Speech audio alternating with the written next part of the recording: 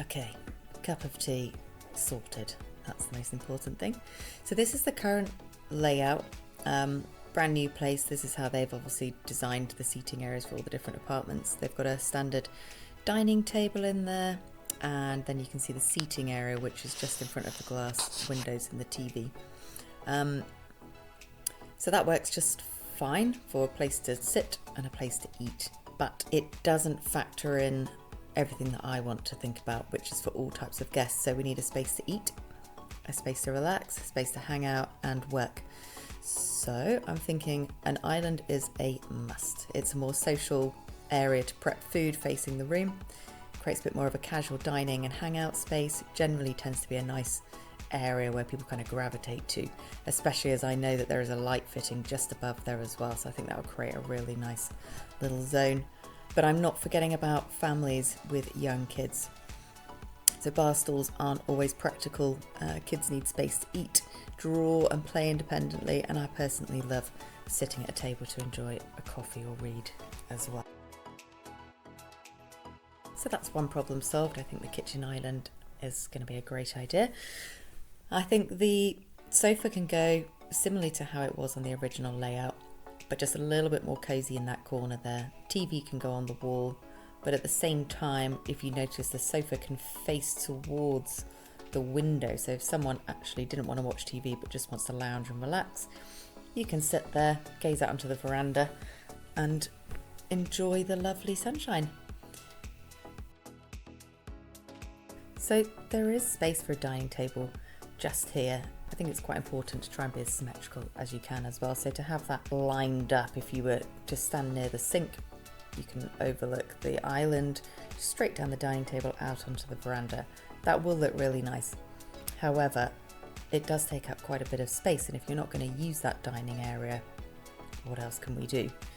So realistically, most of the year the weather's actually fantastic, and out on the veranda there is going to be a dining table out there, so that's going to make sense for most of the year for dining. So this dining table really is going to be for occasional use, more for people with young children perhaps, or if you specifically like to sit at a table and it's atrocious weather outside. So as it's for occasional use and we have the issue of needing a workspace, I've had a little thought. So for a small space saving idea, I'm thinking of a multifunctional dining table, which can turn into a desk with bench seating.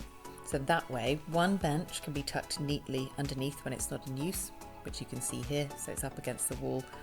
That keeps the space open and uncluttered. The other bench can stay out and that can be used for daily seating.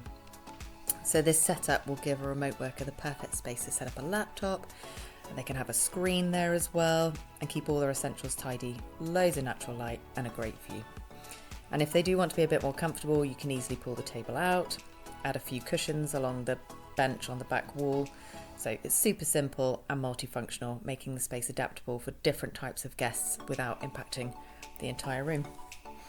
And don't forget, if furniture is going to be moved around, especially on hard floor, put felt pads on the bottom. They're really easy to buy from any DIY store.